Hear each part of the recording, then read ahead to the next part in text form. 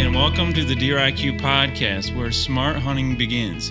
I'm Adam Lewis, and we're in our first episode of Year 2 in the 2024-2025 season. In this episode of our first series, Summer Prep for Fall Success, we'll be rolling out what Year 2 will look like, preview the great guests we'll have for this year, reveal the great topics of the series for this year, look at our new theme, and also dig into a core paradigm shift to transform your hunting, and also reveal our brand new Deer IQ test. Yep, a lot going into it, so let's get to the podcast and up your Deer IQ. Okay, so here in episode 1, we're looking at some summer prep things, but this is going to be a little different than most probably podcasts out there that talk summer prep stuff. We'll get into some of those core things or those kind of common things, but we're going to look at it a little bit different. Now, before we get into that main stuff, again, the theme for this year, which I think is really important because this relates to a lot of people and really where they're at, which is to consistently take the top deer where you hunt.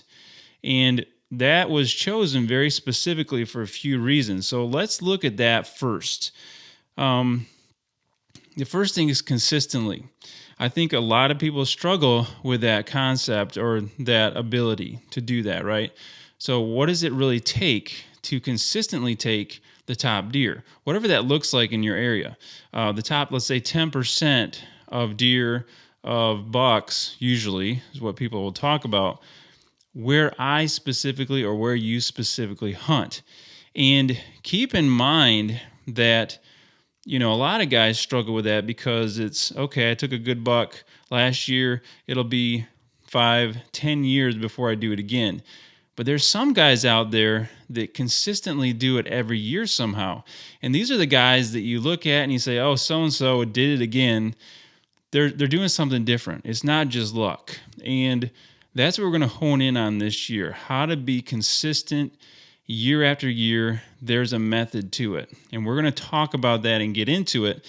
And if you're watching, you can see I have a chalkboard here with a few images on there, a few drawings. We're going to get into that a little bit today. And we're going to continue talking about that sporadically throughout the year as we kind of go through the whole method of that. So the consistent part is important. Next is the top deer where you hunt. And that's also very important to think about because everybody hunts in a different spot. I don't know what state you're in specifically. I'm here in Michigan. It's real important to be honest about what that looks like where you actually hunt, even in zone of or region of certain states, right? It's just different. It's different wherever you hunt. Where I hunt in Michigan, it looks very different. A top buck looks very different than it does in Kansas or Iowa or Kentucky or some of these different places. Even in Ohio. So I hunt in Ohio a few weekends out of the year. It looks totally different down there. And so this is something that's very realistic, and you've got to be realistic about it to where you hunt. But it's very possible to do. And so that's the theme of this year. The question for today is, what does it take to do that? And how exactly do you do that? And we're going to, again, look that over, get into that over a series of episodes throughout the year. We're also going to have guests in there like we have last year. So let's talk about the format a little bit before I get into some details with that question. So first of all, here's the series for this year. And these, I think, are really good series. I think people will really enjoy these. The first one is Summer Prep for Fall Success. What do you need to be doing, right?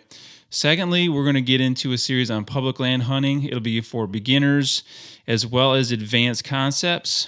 Then we'll look at mature buck mindsets for the bucks, how they're different, but also how the hunters are different, the hunters that take them. We're going to look at advanced deer science. That was real popular last year. We're going to get more into that. We're going to look at land and food strategies. We'll be getting into the art of hunting. And there's a lot of science, but there's also art to it. We're going to break some of that down and try to put those pieces together.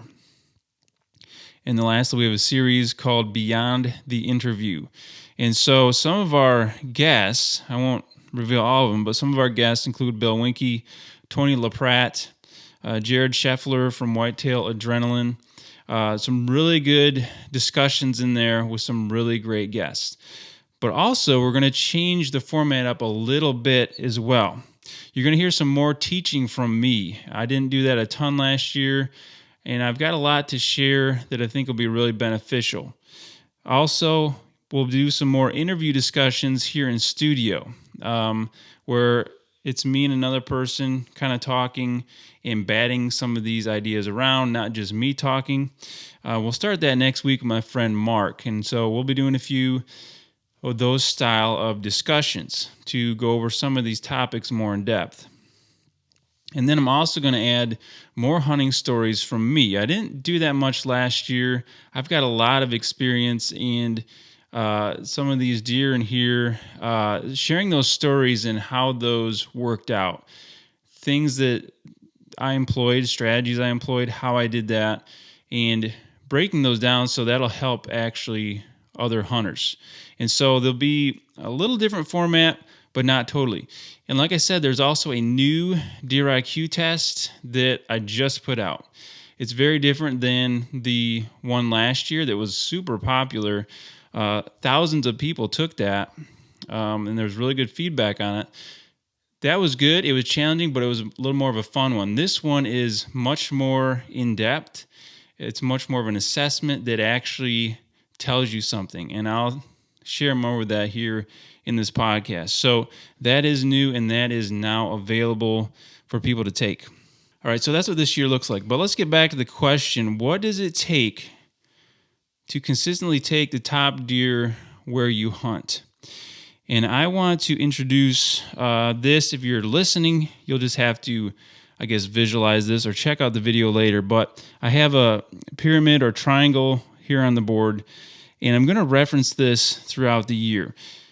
The most consistent hunters, from my experience, from people I've interviewed, but just from hunting for 32 years and making a lot of observations, they do certain things. And I boiled it down to 6 steps, you could call them, or tiers in this path toward being a highly effective hunter and getting it done. And then repeating that, which you can do if you know these and you're good at all of them, you can repeat that, and that's where the consistency comes in. So we're going to delve into some of these the best we can in some of these episodes. We won't go super deep. We won't have time to do that, but we'll at least touch on some things to get people thinking about this.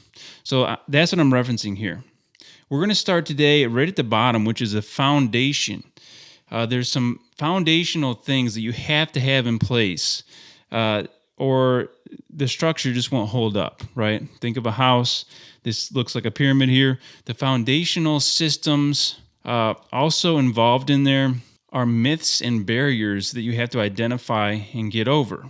Those are also included in that foundation. And again, we're just going to touch on some of these. There's a lot of in-depth stuff there. But systems we will touch on are like scent control regimen. Some people believe in that, some don't. I will discuss that in depth in the next episode with Mark, which you'll be introduced to Mark. But we'll get into that. Sound management systems. It's way more than just putting some fuzzy stuff on some of your gear. There's very in-depth things to consider and get into, and we'll talk about that some as well. That's all part of these foundational systems. Shot prep systems. A ton of things go into this base here, and also a big part of that, which we'll talk about today, is how you set proper goals. What does that look like for deer hunting? Do we even set goals? But how do you do that so they actually benefit you and you get toward your actual goal? And I'm going to assume and suggest that the goal should be our theme for this year, to consistently take the top deer where you hunt. Think about that as your goal for this year. Obviously, you don't have to, but that's my suggestion. I'm going to kind of go off that as we talk. So if that's your goal, and you kind of take a look at this tier, notice that the shape of this, picture a pyramid, goes to a point, and the area gets smaller and smaller as you go up. When you get to the top, there's very little space up there at the pinnacle, and that would be the actual hunt. That is the last thing you do. And what highly effective hunters do, if you notice the area of it, is the smallest portion. And you can think of that as the time spent doing it. It actually should be the least amount of time you spend related to deer hunting is the actual hunting. And I also want to point out this below here. I have, this is, I think, a myth. So I'm going to talk about a myth here too.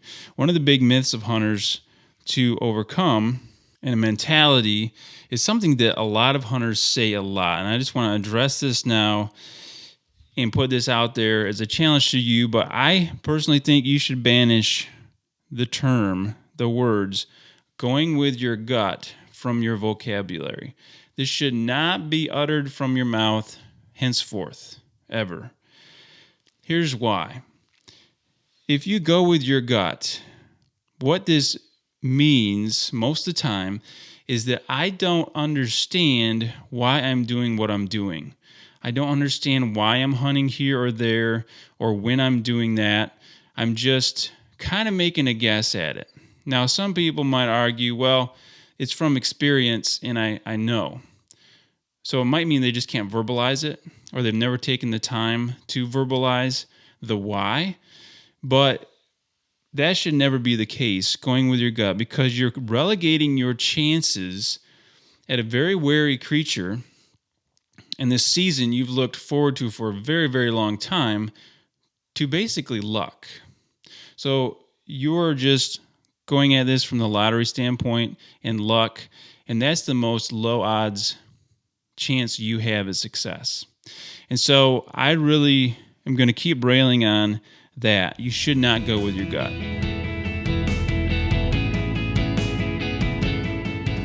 Okay, so here is your high IQ moment. If you're a bit late starting summer scouting, there's probably still time left. It is important the approach you take, though, and starting from a 30,000 foot view is my suggestion.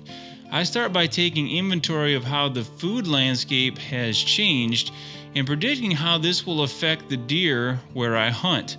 Since ag like beans and corn affects how deer use the fields and woodlots on both private and public land, this should also affect how I hunt, both for the beginning of season and beyond. So before I start diving in and throwing out trail cameras, I get a big picture of this, what is currently going on, and then plan from there. It's a great and high IQ way to start and hone in more quickly on what deer you want to hunt, and to make a game plan for how to do that. Check out the full video I made about this. Below, it's a linked video. And if you're a serious hunter who is ready to take their whitetail hunting to the next level and ready for the honesty and work that requires, our new Deer IQ test may be for you. It's a totally different test than the one last year. This is a full 30-question objective assessment based on the 6 core competencies of highly effective hunters. It reveals exact strengths and areas needed for improvement, along with where to focus for maximum hunting results. No other tool in the industry does this. And it includes a free consultation as well to help you take the results and set highly effective hunting goals that will actually lead to the best results when you're hunting. So if you want to consistently take the top deer where you hunt, which is this year's theme, you need to do what consistent hunters do. So sign up below for the Deer IQ assessment and consultation. I promise you won't regret it. All right, and now let's get back to the podcast.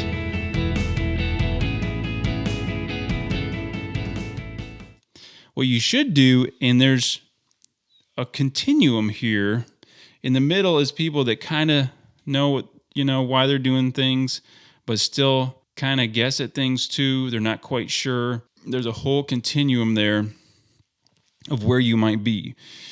But the goal should be to get to the far right where it says strategic strike, where you definitely know why you're doing what you're doing 100% of the time. And the most highly successful hunters that are consistent year after year on the deer they want to take, that's what they do. And again, if you notice at the top of the pyramid here, the top of the steps, the last step is the strategic strike, the strategic hunt. And that does not take up much of your time. It does not take up much of your efforts in hunting. Is the last teeny tiny piece. And so that's one thing I want to address as we get into these foundational things is your mentality toward how you hunt.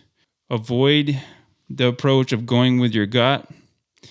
If that's your approach, if that's where you are, then something's missing and you need to find that and get that. And we'll talk about that and go through that through the season. So hopefully you can go from there to knowing every chance you go out. And just think about this.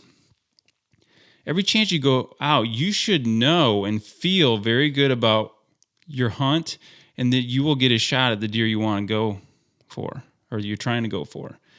You should know that every time. If you don't know that, and from my experience, I've done this in the past a lot and I hate it. I'll go out hunting and I'll know it's a throwaway hunt. I'll know I'm wasting my time.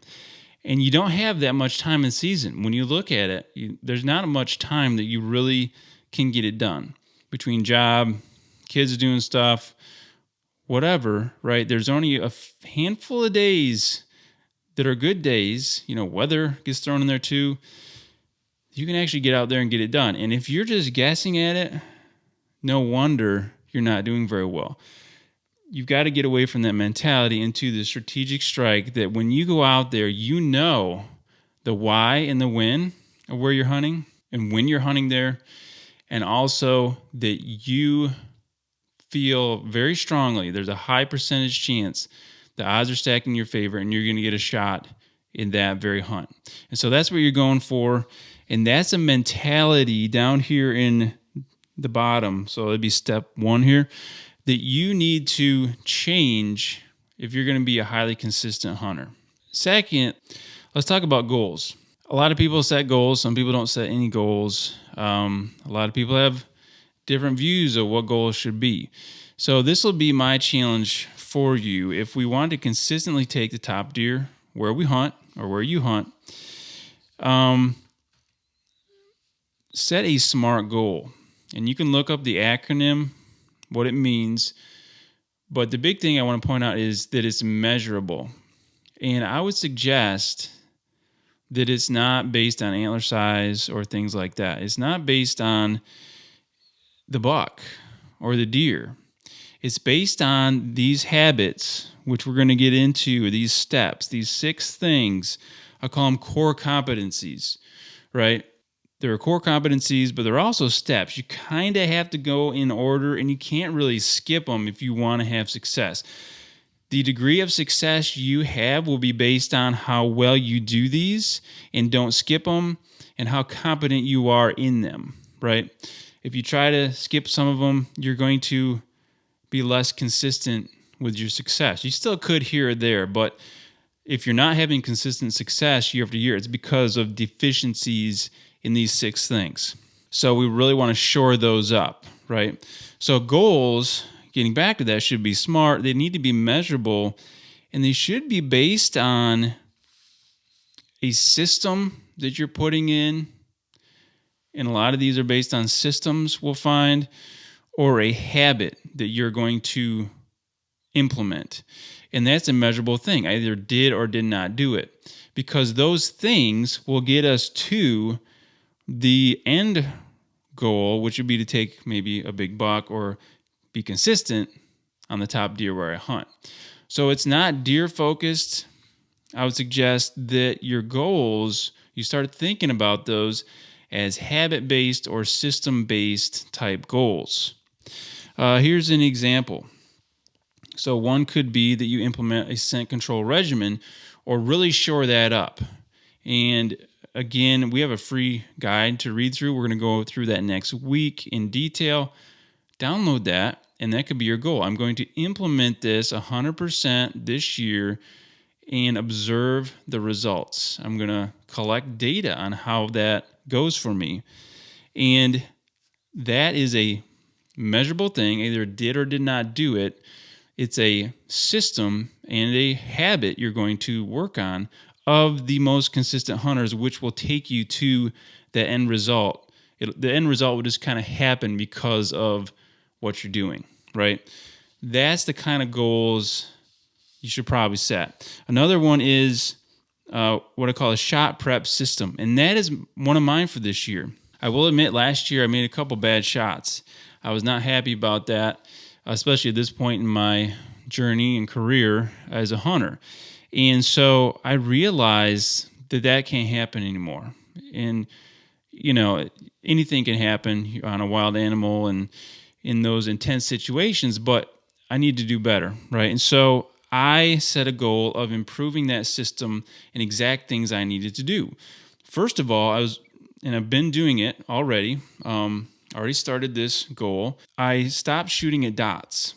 And I think that's one of the biggest things is I got used to shooting at dots on a block. And that is totally unrealistic to a hunting situation. I'm starting to practice in more hunt-like situations. I'm up a tree. I'm in a saddle. I'm shooting in low light conditions, which is when most of the shots happen, right? And I'm getting my body ready to play how I'm practicing. You can't play any better than you typically practice or at a higher level. And so I've got to up my level in practicing.